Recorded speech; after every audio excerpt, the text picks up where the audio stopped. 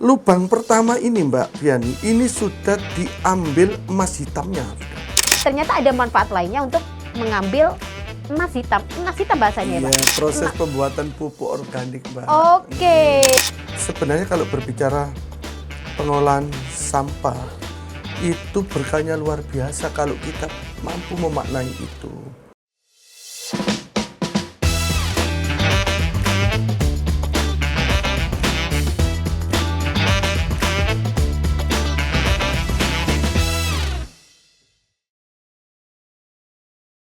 Halo Sobat JP Pos, jumpa lagi di program Jawa Pos Podcast bersama DPRD Provinsi Jawa Timur. Berbicara soal podcast, selalu banyak isu-isu menarik yang berkaitan langsung dengan masyarakat. Yang pasti insya Allah akan bermanfaat. Lagi-lagi kita kedatangan tamu dari Malang Raya. Siapakah sosok beliau? Bagi masyarakat warga Malang Raya pasti sudah kenal dengan sosok yang satu ini, Pak Siadi. Terima kasih, Mbak. Dari fraksi Golkar Komisi D. Kalau di episode sebelumnya sudah dijelaskan bahwa beliau ini adalah spesifiknya di bidang pembangunan ya Pak ya, Komisi D. Wah, berarti bangun terus. Bangun. Apa yang perlu dibangun lagi Bapak di Malang? Kan Malang sudah berkembang menjadi salah satu wilayah penyumbang PAD yang tertinggi dan sudah semakin dikenal gitu Pak. Apa yang masih perlu dibangun lagi masyarakatnya ya Pak ya. Kalau infrastruktur sudah, marilah kita membangun SDM masyarakatnya agar tidak berdampak terhadap lingkungan. Berbeda di episode sebelumnya kalau kita membahas soal konektivitas terkait dengan transportasi. Kali ini di episode kali ini kita akan membahas tentang pentingnya peran masyarakat dalam menjaga lingkungan guna mengantisipasi bencana alam. Kalau kita ngomong Malang Raya ini sepertinya atmosfer masyarakat itu selalu tidak pernah sepi.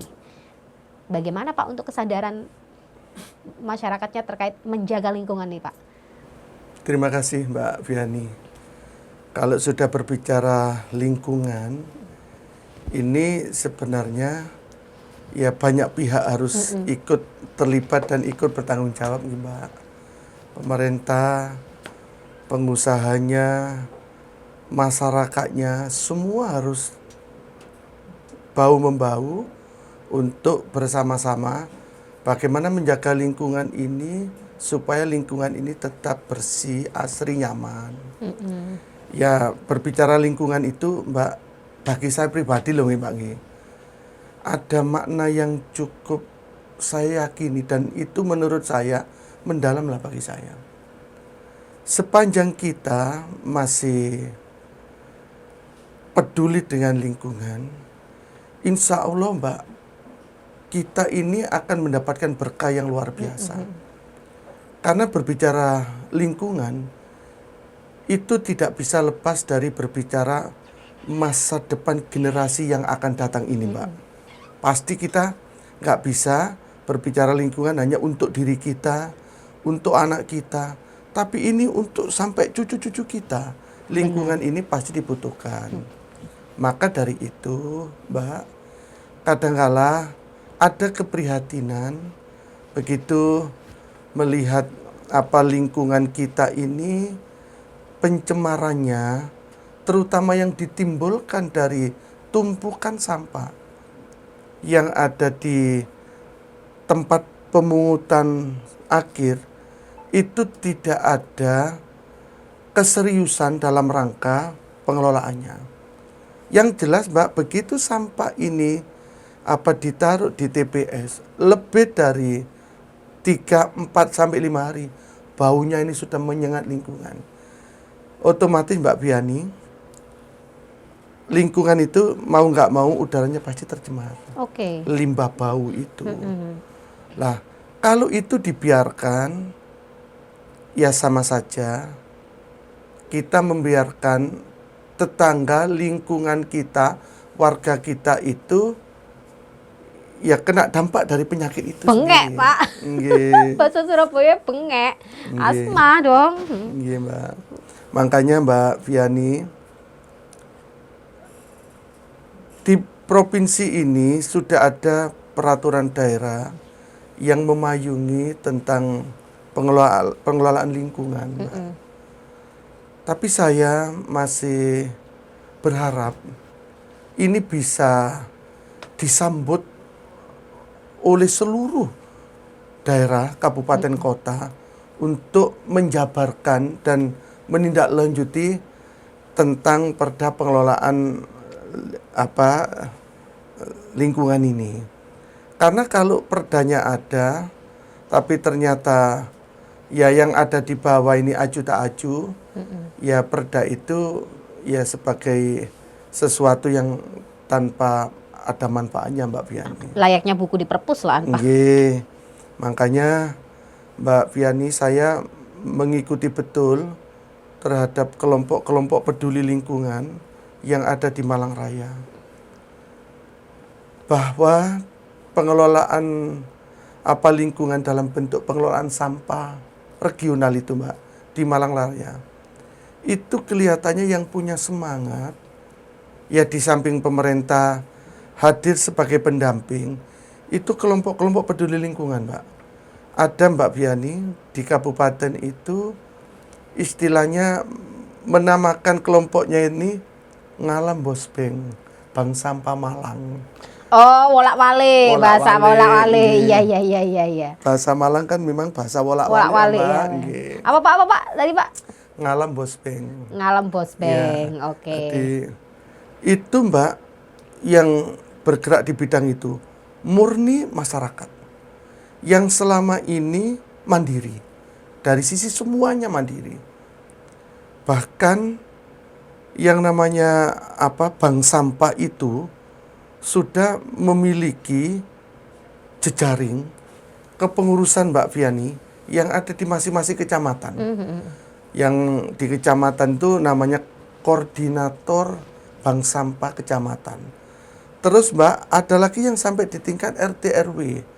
Di situ namanya direktur bank sampah. Jadi mendapatkan sebutan yang seperti itu bagi saya, Mbak, bisa diterima secara ikhlas, gak ada apa-apanya, kan luar biasa.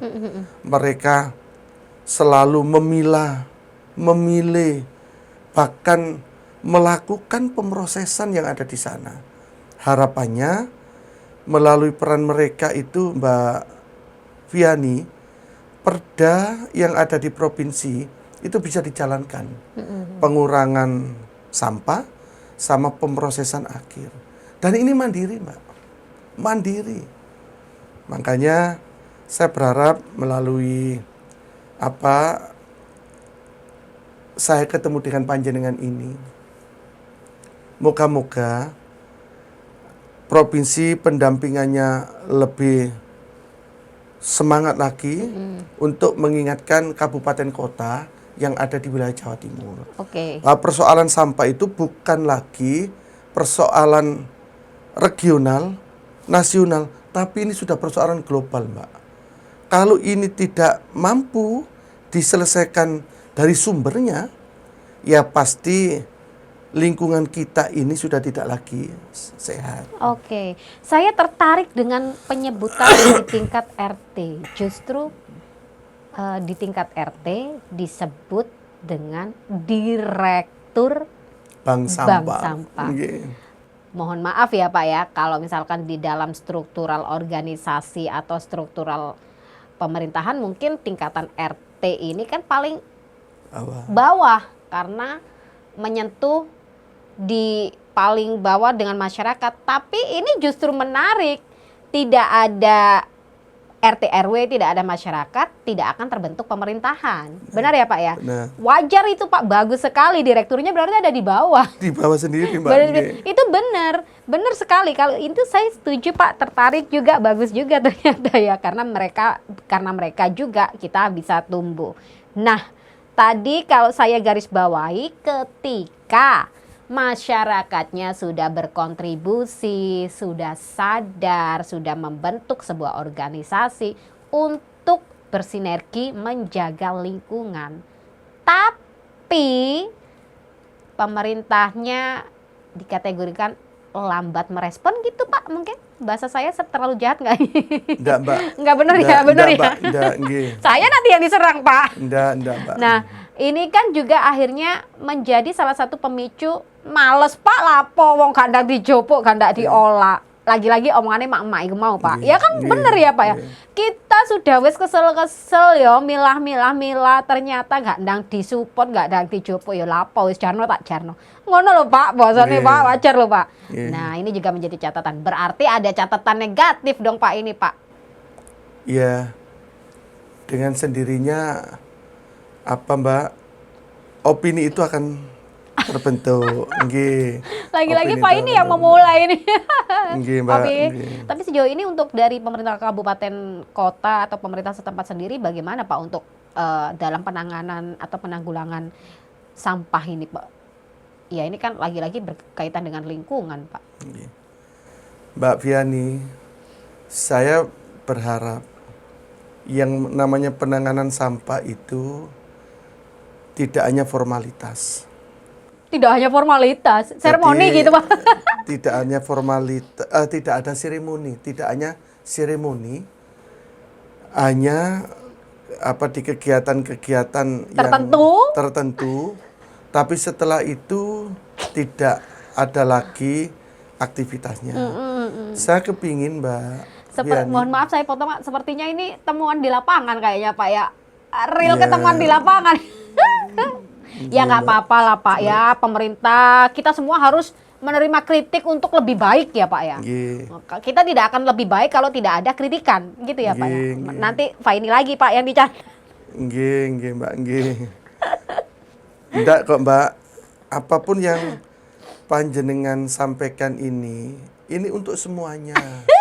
Dan tidak menyalahkan si A si B, tapi kita memang menganggap sampah ini penting. Kalau kita ingin lingkungan kita ini sehat, tidak ada lagi pilihannya kecuali yaitu harus diseriusi. Oke. Ya mungkin kalau kita serius Mbak ngelola sampah, ya insya Allah sungai-sungai yang ada di wilayah kita itu nggak sampai dipenuhi sampah. Karena kadangkala ada tetangga kita, masyarakat kita, ya karena ketidakpahamannya membuang sampah langsung dilempar ke sungai. Oke. Nah, melalui bank sampah ini, Mbak Viani yang ada di Kabupaten Malang ini, saya benar-benar berterima kasih lah Mbak. Kalau saya boleh berguru, penghargaan pemerintah di bidang lingkungan dengan diupacarakan sedemikian meriah, terus dengan bangganya menyampaikan mendapat penghargaan. Kalau kita nyadari bahwa yang banyak berperan itu belum kita, orang lain. Ya kelompok-kelompok masyarakat ini Mbak. Makanya saya selalu menyampaikan ke kelompok bank sampah, kalau ada penghargaan tentang lingkungan, sakjaniku sing entuk penghargaan itu jenengan-jenengan ini. Karena nyata tiap hari ajek Mbak, ajek.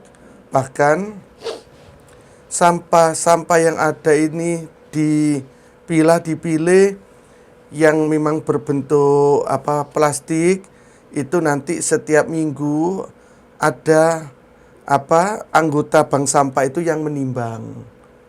Terus yang sifatnya sampah organik rumah tangga itu dibikinkan semacam ya Mbak, kalau istilah di Bali itu namanya tebal itu loh Pak. Jadi ada semacam Mbak alat yang itu dibuat untuk menggali tanah, sampah itu ditimbun di situ. Iya. Ada. Nanti mungkin 2-3 bulan, tapi tidak satu lubang Pak. Mungkin 2-3 lubang. Itu di tingkat RW Mbak. Mungkin 2 bulan ini di lubang ini. Setelah penuh ditutup. Setelah itu lubang berikutnya diisi. Setelah penuh ditutup. Lubang pertama ini Mbak Viani, ini sudah diambil emas hitamnya sudah. Emas hitam? Emas hitam itu Mbak, sampah ini kalau sudah terurai, kan menjadi Pak, pelajaran ini Pak, saya juga belajar ini akhirnya Pak. pupuk organik kan, Oke, Mbak. iya, iya. Pupuk organik. Dan pupuk itu kalau dibuat di penanaman sayur mayur luar biasa sehatnya. Oh, Jadi akhirnya karena alamiah itu tadi ya Pak betul, ya. Mbak. Dan ini ada RW ini yang sudah menerapkan seperti itu. Jadi di tingkat RW itu Mbak bikin sampah dari organik itu, setelah itu masyarakatnya bikin bedengan-bedengan, ditanami sayuran, pupuknya diambil dari situ, Mbak. Otomatis sayurannya murni 100% organik, nggak mengandung kimia, Mbak Biani. Oke. Dan saya rasa, Mbak, itu cara yang paling jitu ngurangi sampah, Mbak Biani. Wah, keren Pak. Nggih. Pak, ini akhirnya saya ya mohon maaf ya Pak ya, karena ini kan podcast ya Pak, obrolan santai akhirnya Pak ya. Akhirnya saya juga memikir ini tadi gambaran saya adalah ketika teman-teman masyarakat di Malang ini melakukan proses seperti itu yang menurut saya itu sebuah kreativitas yang amazing ya Pak ya. Memanfaatkan daur ulang, bisa didaur ulang, terus bekas-bekas sampah rumah tangga ditanam. Saya mikirnya malah itu justru menambah dan memperkuat konstruksi tanah untuk mengantisipasi juga goyangan ya Pak.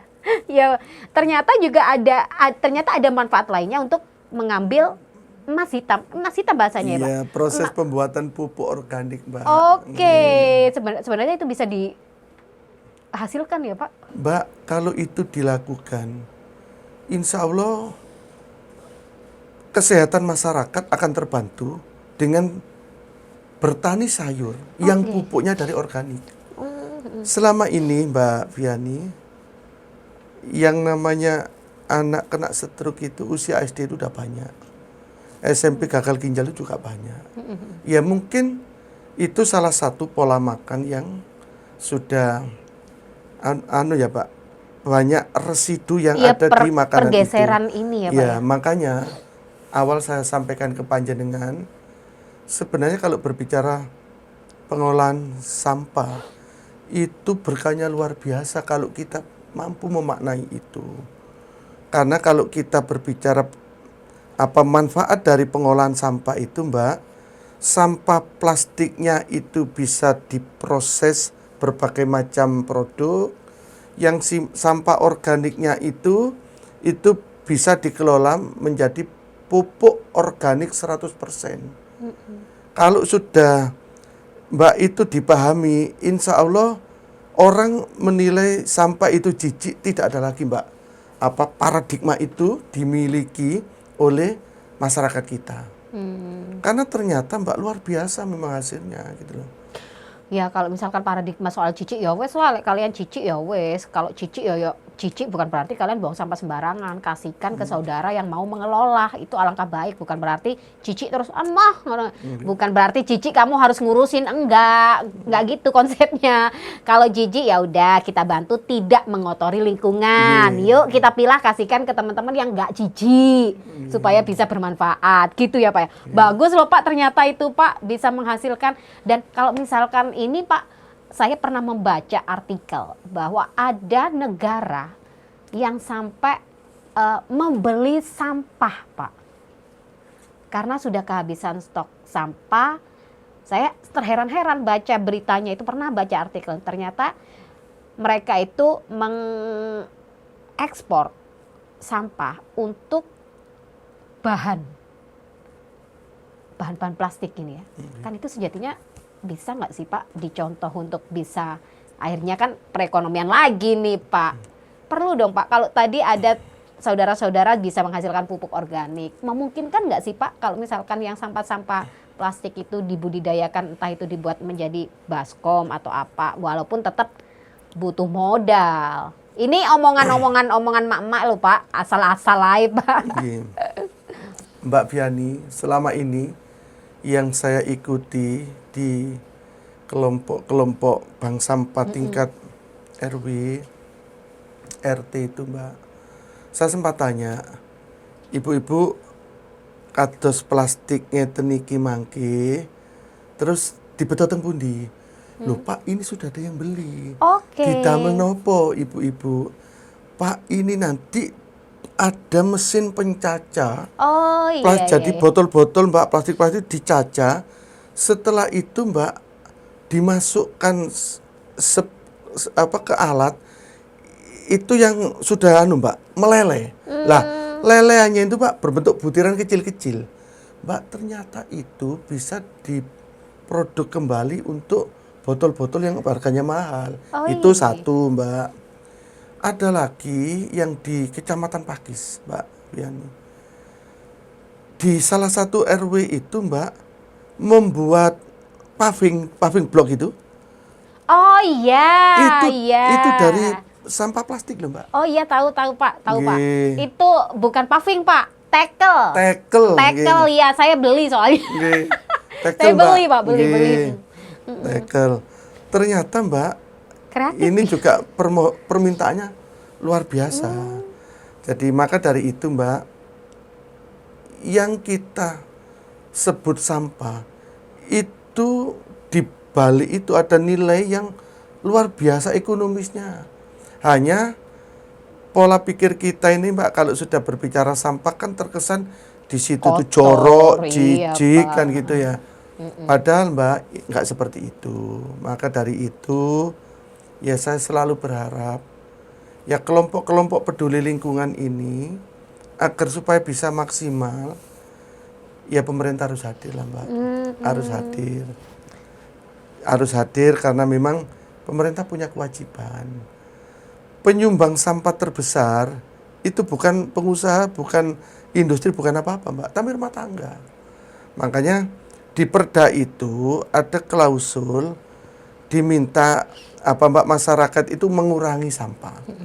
Kalau Ya apa ngurangin? ya itu tadi Mbak, dari Ya, sampah sama. rumah tangga. Jadi yang sifatnya itu plastik-plastik itu Milah sendiri, disendirikan, ya. ya dipilah. Yang sampah Mbak, Basah, makanan, sampah terus basah ya Pak. daun-daun itu diproses jadi organik.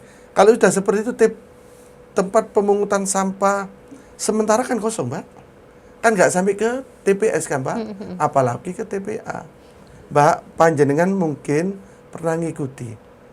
Ada TPA di Malang itu TPA-nya ada 3 yang besar Mbak. 1 Talangagung, terus yang kedua Supit Urang, yang ketiga Dindau. Mbak, Supit Urang ini masalahnya nggak pernah selesai.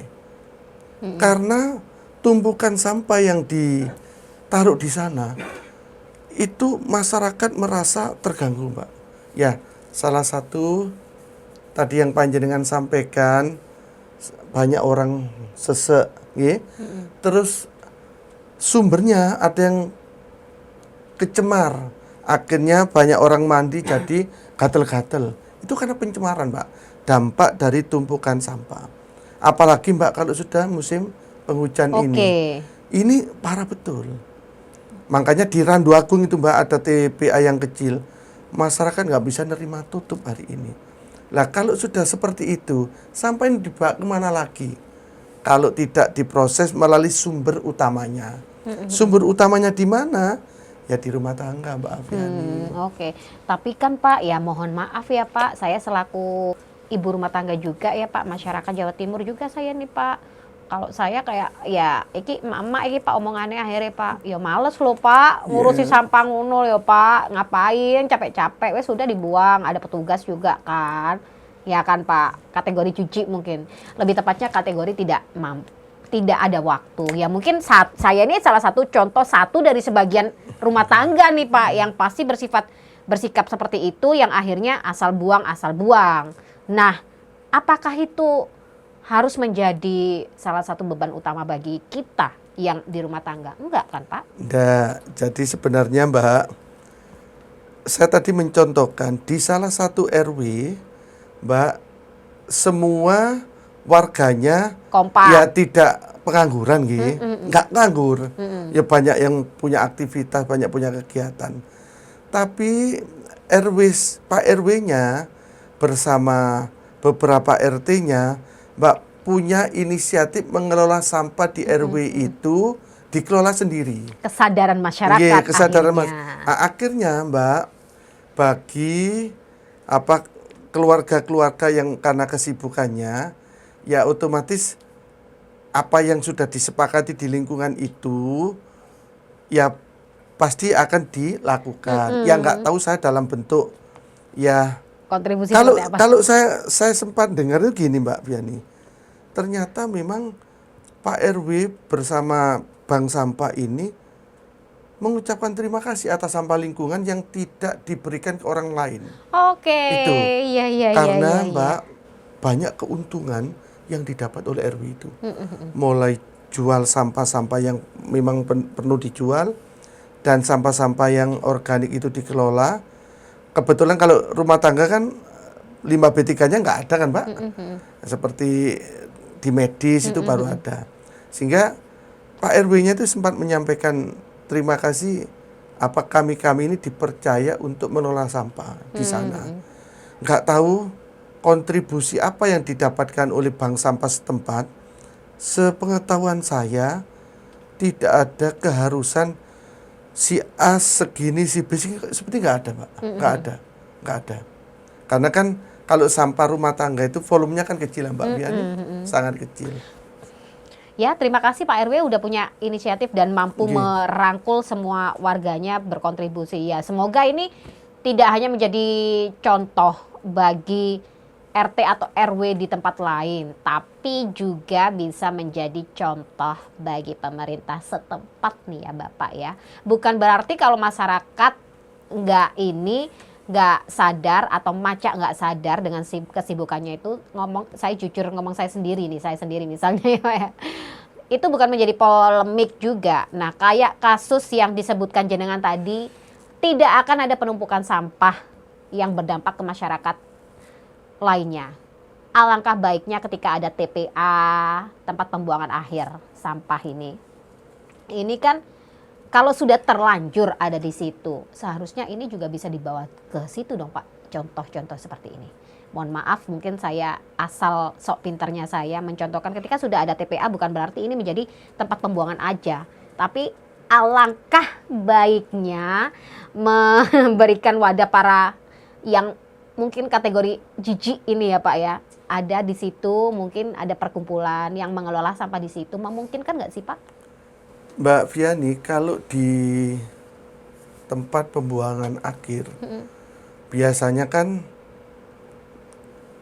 ada yang dikoordinir oleh kelompok, ada yang dikoordinir oleh pemerintah setempat. Tapi selama ini yang saya lihat, ya mohon maaf barangkali saya salah, tumpukan sampah itu dari waktu ke waktu nggak pernah berkurang, tapi bertambah iya.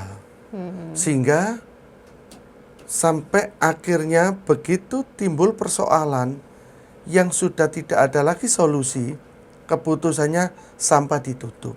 Oke. Contohnya di Jogja Mbak, Lempuyangan, itu kan ditutup itu kan, sampahnya pembuangan akhirnya ditutup.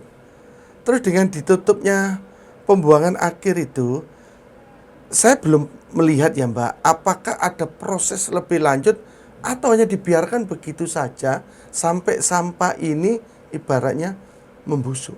Dan itu kan butuh proses lama Mbak. Karena mengurai tumpukan yang seperti itu, kalau kita tidak mampu menciptakan bakteri pengurai sampah itu, ya pasti jadi tumpukan dan bau aja Mbak. Maka dari itu, ya kalau saya sih Mbak, kalimat dengan tadi saya itu ada yang tertarik dengan macak sibuk itu loh. Tapi insya Allah nggak ada yang macak sibuk Nggak itu. ada. Ya mungkin Kalau niat Pak. mungkin ya karena memang kesibukan realnya seperti itu. Makanya tidak ada lagi Mbak, terkait pengelolaan sampah regional memang harus serius Mbak. Saya berharap kalau sudah berbicara lingkungan ini, tipu-tipunya dikurangi gitu loh Mbak. Jadi tipu-tipunya dikurangi sehingga yang terjadi ini aksi nyata gitu loh Mbak. Dan real ngono lho Mbak. Maksud saya itu, Permin- saya tuh kepengin itu saja sebenarnya. Oke, ini ngomong barusan nyinggung pemerintah ya Pak ya. Saya melanjutkan ini tadi saya. Kenapa? Ini pertanyaan para emak-emak mungkin yang asal nyeplos ngomong. Lapo sewu kalau TPA wis karo dipungut ya cek ngelola kono. Tadi sudah dijawab nih, tidak semudah itu. Kalau sudah datang ke TPA tempat pembuangan akhir sampah ini ya, sudah menumpuk, proses pilah memilahnya itu tidak semudah kita komentar. Layaknya mulut netizen ya kan. Tapi ada proses. Nah, untuk mengurangi proses panjang itu, kesadaran masyarakat itu tadi penting ya. Kalau kayak seperti saya mungkin yang sok sibuk atau jijik atau males, saya mencontohkan diri saya sendiri aja Pak ya. Ya setidaknya jangan tambah memperburuk kondisi, mencemar lingkungan. Yuk cari di mana kalau misalkan ada. Ya ada yang melakukan bank sampah, kita kasih lah, kita antar ke sana ya Pak ya. Setidaknya bisa mengurangi volume tumpukan sampah di TPA. Nah, catatan lagi dari Pak Siadi ya? Siadi ya Saidi? Siati. Pak Siadi. Iya. Dari Pak Siadi, pemerintahnya juga jangan hanya seremoni pembukaan selesai, tapi eksekusinya gimana ya Pak ya. Nah, itu. Ada catatan lagi Pak yang perlu dikritisi untuk memotivasi, kritik memicu motivasi ya Pak. Iya, ya saya berharap Mbak, memang pengelolaan sampah yang dikelola oleh kelompok-kelompok masyarakat ini kan sangat keterbatasan ya Mbak. Ya mudah-mudahan pemerintah juga support dalam bentuk peralatan yang dibutuhkan. Karena saya pikir tidak ada lagi Mbak, kecuali memang ini diseriusi. Kalau hanya mengandalkan kelompok kecil-kecil yang ada di RT RW dengan keterbatasan semuanya, ya kurang maksimal. Mereka sudah punya niatan, jadi pemerintah ini memberikan dukungan dalam bentuk peralatan yang dibutuhkan. Sebagai bentuk reward nih ya, Iya Mbak, membantu. itu. Oh. Ada Iya, lagi Mbak. Pak? Saya pikir kalau itu dilakukan oleh pemerintah, Mbak, otomatis ini gayung bersambut. Gayung bersambut. Dan pemerintah harus selalu hadir, Mbak. Tidak hanya memberikan bantuan setelah itu dibiarkan, enggak. Karena kan pembagian tugas kewenangan apa di pemerintah itu sudah ada ya Mbak. Yang ngurusi sampah itu ada, yang ngurusi jalan ada, yang ngurusi kegiatan sosial ada. Ya ini harus ajak. Jangan musiman. Mendekati lomba, tahu-tahu masyarakatnya di apa ya Mbak, diobrak-obrak untuk menyiapkan itu. Hanya pada saat ada momen-momen itu. Ya seremonial harus dikurangi Mbak hari ini. Kalau kita ingin nyata, ingin apa yang sebenarnya, seremonial dikurangi. Harus sering sampean ajak Pak, turun. Mbak, Komisi D insya Allah punya kepedulian itu. Enggak maksudnya yang berkaitan ini Pak, pemerintah yang berkait, maksudnya Ya. sering diajak, ayo Bu, cek ngerti dewe ngono lho. Ya, selalu kita ingatkan Mbak Fiani. Bener gak sih? Bener gak sih Pak saya ngomong Pak? Ya, nggak ada yang salah, panjenengan nyampaikan. Bener 100% itu. Ya ini menjadi catatan karena kasihan juga nih direktur sesungguhnya bank sampah yang berperan berkontribusi itu segala pencemaran, segala nasib lingkungan itu ada yang paling bawah yaitu direkturnya. Bank sampah. Nah, ini perlu dong diperhatikan berkat para masyarakat yang berkontribusi, punya kesadaran tinggi untuk menjaga lingkungan, ini juga harus diaceni katanya Pak Siati tadi. Ya wajar, makanya saya mengapresiasi nih Pak.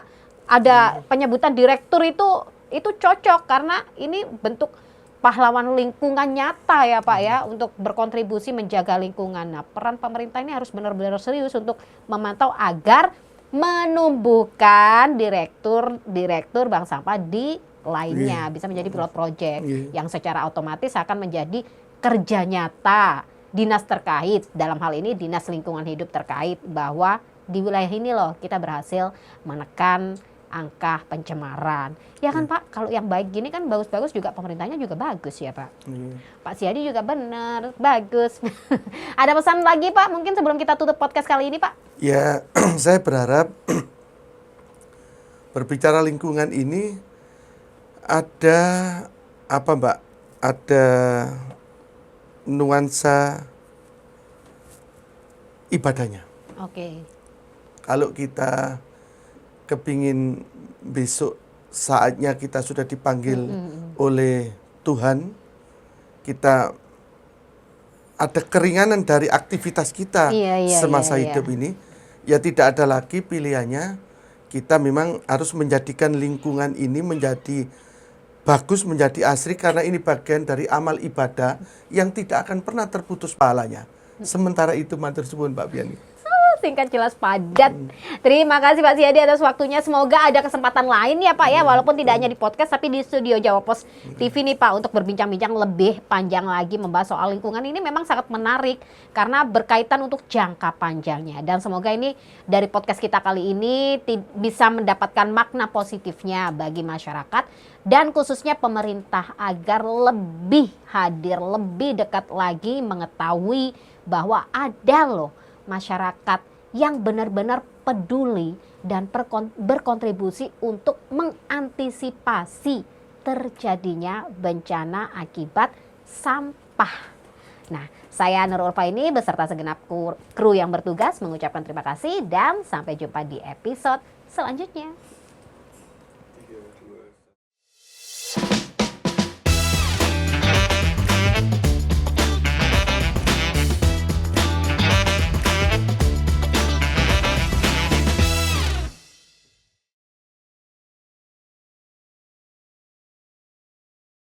Dipersembahkan oleh